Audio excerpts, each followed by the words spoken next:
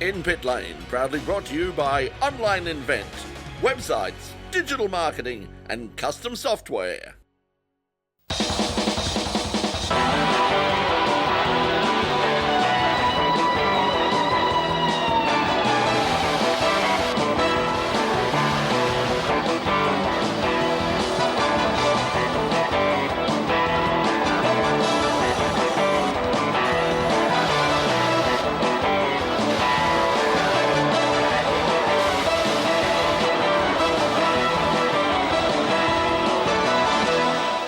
Hello everybody and welcome once again to another edition of In Pit Lane. Well, if you're watching the program last week, you'll know where we are. We're here in the home of Australian motorsport photographer Ian Smith. So many of the memories that we've grown up with in terms of motorsport, so many of the great characters of the day. This man has worked with all of them and photographed all of them, and there were just so many sort of memories, so many stories. We thought, well, why not let's do another program while we're here and take advantage of this. So Ian, thank you once again for joining us. Pleasure. Yeah. And they really do appreciate it. Last week on the program, we sort of covered the earlier days of sort of the late 60s, early 70s, Moffat, Jane, all of those people. When did it all start changing? I mean, when did you notice that this wasn't the motorsport that we had in the past, that we were moving into a new era and things were really changing and becoming more professional? Yes, probably the 80s, 80 onwards. It got far more professional, bigger teams, bigger trucks, transporters, amazing ones, and even today they're just out of this world. I was having a look through Gary Rogers' transporter a couple of weeks ago. We had a tour through his factory. But yes, you look at the John Shepherd preparation compared with Harry's. John was very meticulous and the cars were immaculate. After each practice, there would be gophers cleaning wheels and polishing, etc.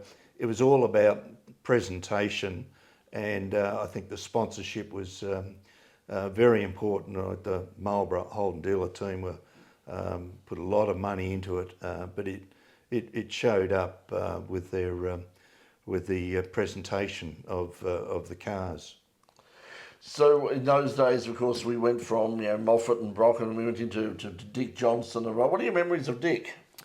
Not a great deal. Dick, because he came up from Queensland, didn't really get to know him. I photographed him and did a bit of work for Shell.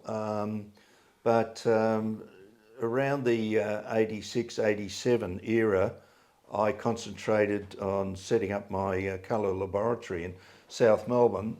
So I got my photographer, Graham Neander, virtually took over and covering the motorsport from that era on, and so I probably had a gap of 10 years, and then came back after a venture at Yakandanda to cover the motorsport then, and even today when I was at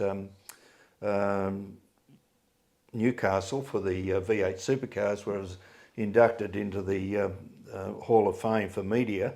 I noticed a total change, the quality of the pit services, the trucks, the mechanics, total professionalism. It's a totally different world from the 70s, where I've got a photograph of Bob Jane's Tirana being changing the engine in the mud in the pits of Bathurst there, and there's a photo up on the wall here of Phil Brock walking through the pits at Sandown in gumboots, and all his mechanics are just working in the mud. This is unheard of today.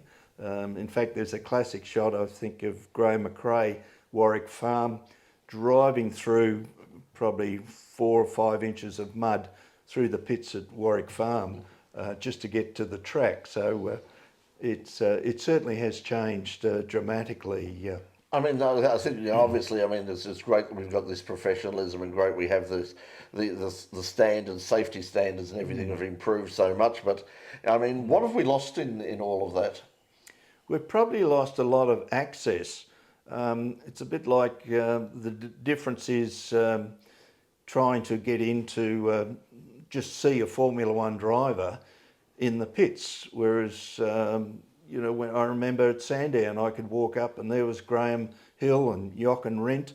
You could walk right up to them next to their car, and but today you can't get near them, and there's so much restrictions on passes and areas where you can and can't go, and also the barriers that go up and the sand traps, and you've got to photograph through wire mesh, or try and find a little hole in the wire mesh, and also with street photography, I found that in Newcastle very difficult. You've got to walk for miles along concrete barriers and find a hole in the fence to photograph it.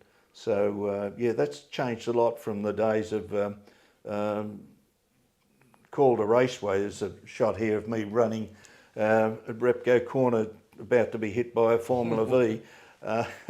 But yes, in some ways I look back at what we used to do when we'd lie on the ground at Tin Shed Corner to get that dramatic It is shot. frightening, isn't it? You look back at some of the old television footage and you see people, flaggies and all the rest, just standing on the side of the no protection That's at right. all. It's amazing that so many people are still around today. Well, at Bathurst in particular, the first few years I went, I used to walk around the entire circuit, virtually on the circuit, and I remember walking down Conrod Straight in the gravel as the GTOs passed me, and the wind hit me. It would keep knocking me to one side, and I'd look back at it now and say how ridiculous it was, how lucky we were, because some of the shots we used to get at the Dipper, of cars on two wheels coming straight for you, you can get some really dramatic shots. But in some ways it's a good thing that there is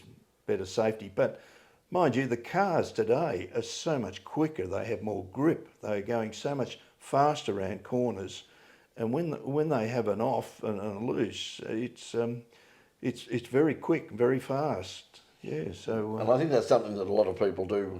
People who look back at the golden days and through rose-tinted glasses sometimes, and say, "Oh, they used to bang into each other." Now you hit somebody, you're hitting them. You used to hit them at say 80 k's or 90 k's or something. Now you're hitting them at 130 k's. There's a lot more energy there, and people go spinning off. Yes. No, the cars are much safer today.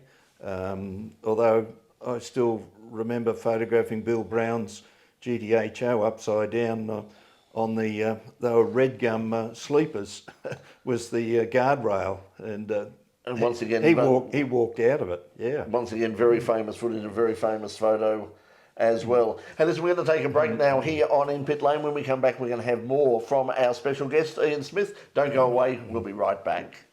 Welcome back to In Pit Lane here on Channel 31 Melbourne, and of course on the In Pit Lane YouTube channel. By the way, if you haven't done so already, go over to the YouTube channel and like and subscribe. It really is important with the algorithms, the dreaded algorithms. Don't know what algorithms are, but apparently they're really, really important. So make sure that you click on that subscribe button and leave a comment or two as well. That apparently makes them very happy as well. And the important thing is to make Google happy. Okay, well, we're here with Ian Smith once again, and you talked about going up to Newcastle, and as you say, you were inducted into the Supercars Hall of Fame. Tell us about that. How did that all happen, and what are your memories of that? Yes, I was quite proud about that.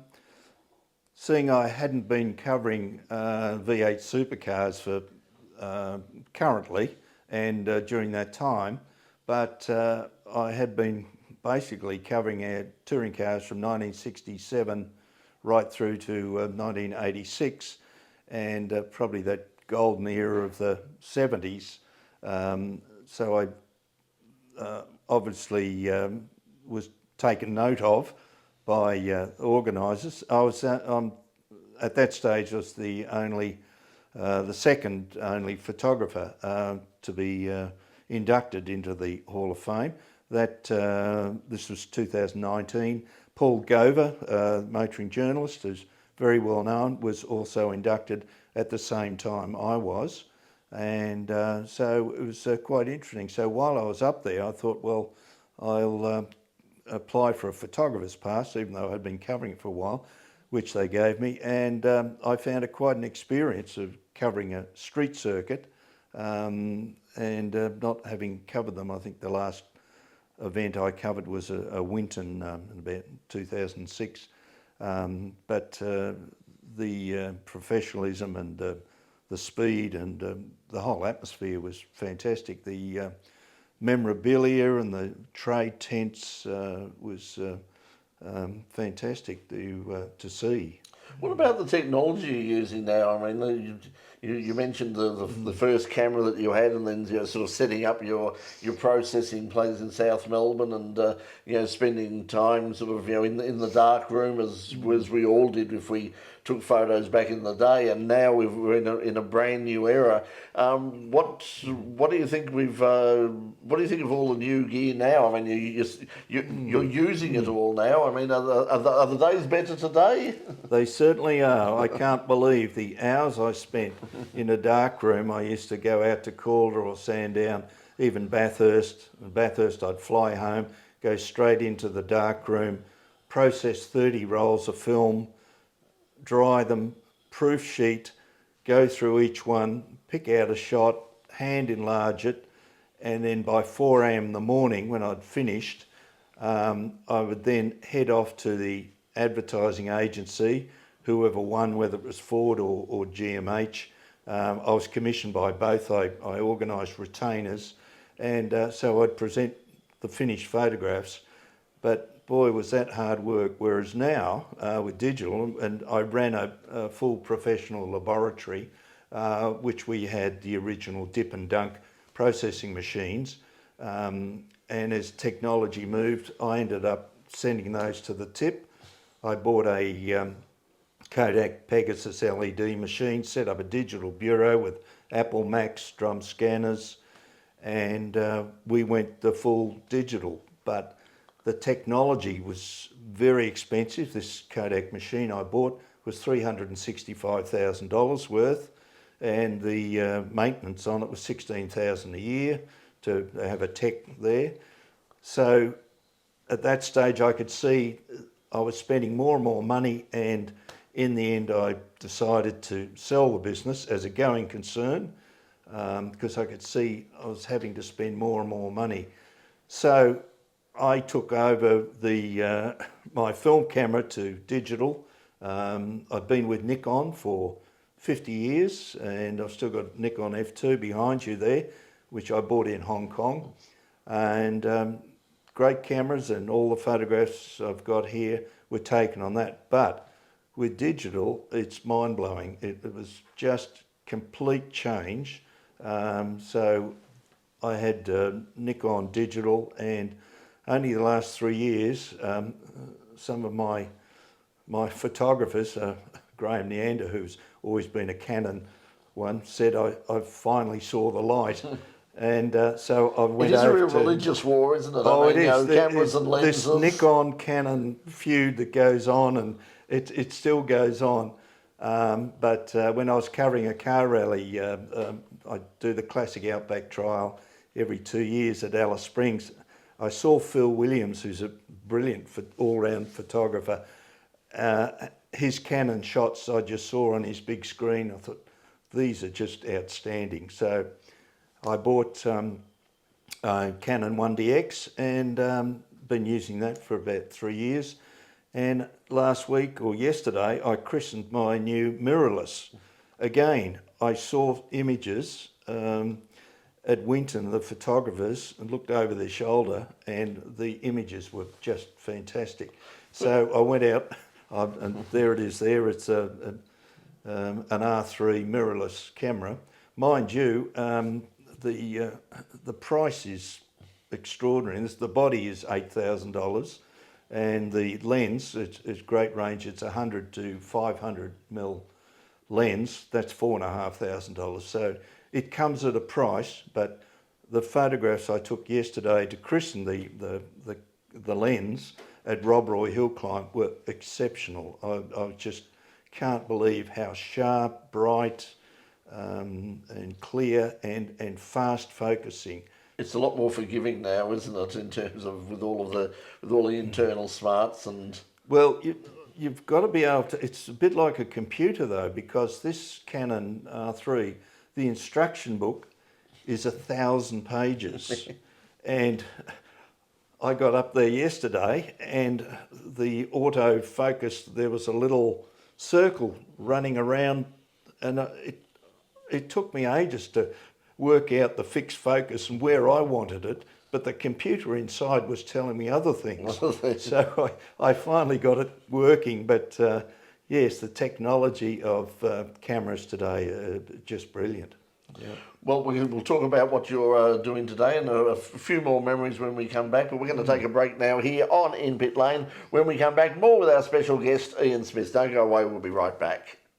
Welcome back to In Pit Lane, where we're here with Ian Smith once again. And Ian, we've spoken about sort of, you taking photos of other people's cars, but also you mentioned that you have been behind the wheel as well. What are some of the cars, the memorable cars that you've owned and raced over the years? Well, probably what got me started when my father bought me this go-kart at 13, and I think that really saved my life because it gave me car control.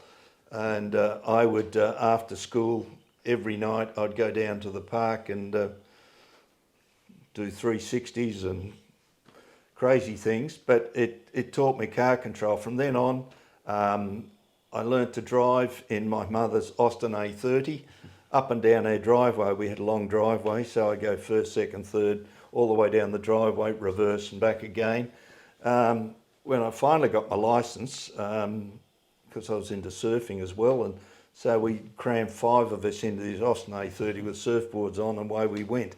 Next car, my mother, I think I burnt out the A30 at weekends, so mother had a VW 1200, which I tried rallying in it once, and it scared me because it got a bit taily, and so then my next car was a FX Holden, already souped up, Eddie Thomas cam, double Strombergs, lowered, track rods, headers, the usual thing. My father tried to talk me out of it, but didn't work. So I ran that I joined the Junior Light Car Club of Australia. I've been a member of 18 years of the Light Car Club, and they used to have motorcarnas and hill climbs. So I ran in motorcarnas, didn't rally the FX, it was a bit low for that. So the next car was a hill climb VW, 1957 VW, with a 1750cc Paul England souped up motor. It was set up by John Lindell, who used to hill climb. No running boards, no bumpers, perspex windows, no back seat, and it was a rocket ship. So I hill climbed that one, drag raced it, and so after that it was a Datsun 1600, which I used daily for work, but got the rally bug through the car club, and rally tyres and a Halder and map light and a couple of CB Super Oscars, and away I went. So the first event I won the grade 3 event. Then I was getting more serious, so I bought another Datsun 1600 from Ian McKenzie in Ballarat, which was all set up, though it didn't have a roll cage, so I got a Colin Bond roll cage put in, had a 180B Datsun engine, twin 45 Webers, and it was quite distinctive because at that stage I was working for myself under the name of Autopix, and I painted 2 film strips, giant black film strips, over the bonnet, over the side and the other, and rallied that with quite success. So my best one was sixth outright in the Holden Dealers 500. And I was behind George Fury and Greg Carr and Bob Watson. So I was the first privateer home, and that won. But that broke the car. It was a 2-day event, and so another Datsun 1600, custom built. And so we rallied that in Victorian Rally Championship, Australian Rally Championship, and had a lot of fun with that. Again, I was hoping to get sponsorship from Kodak, so I painted it, resprayed the whole thing Kodak yellow, and they knocked me back. So I still had the film stripes over the both sides. So I got Konica cameras. Rudolph Gunts were the suppliers next door to my studio, so they sponsored me. So I thought I was really professional. I've got $365 a rally. Bob Jane helped me out with Kleber tyres, and so I had. Now, how good were Kleber tyres? Well, they were free, so they were fantastic. Fantastic. They were great. So yeah, they gave me grip, and it was fantastic. And Barry Nelson, who used to work for Alan Moffat, then went over to Nissan, and he organised some full works gas struts, which I put in the Datsun, and it made so much difference. So after that, running my own business, I had at that stage about 10 on staff with a Pro Lab photographic studio. I ran 2 car studios in South Melbourne, Coventry Street, so we had many a function there. Alan Moffat and John Harvey came to my opening of the Kodak Express shop after we revamped it. And then my next motor experience, then I had probably a little more cash. I bought a Westfield Clubman, a copy of the Lotus Super 7. And I ran that in Mark Sports series and in the Sprint series, and I won the Sprint series 3 years in a row in the Clubman section, and ran it at Arthur Seat Historic Hill Climb.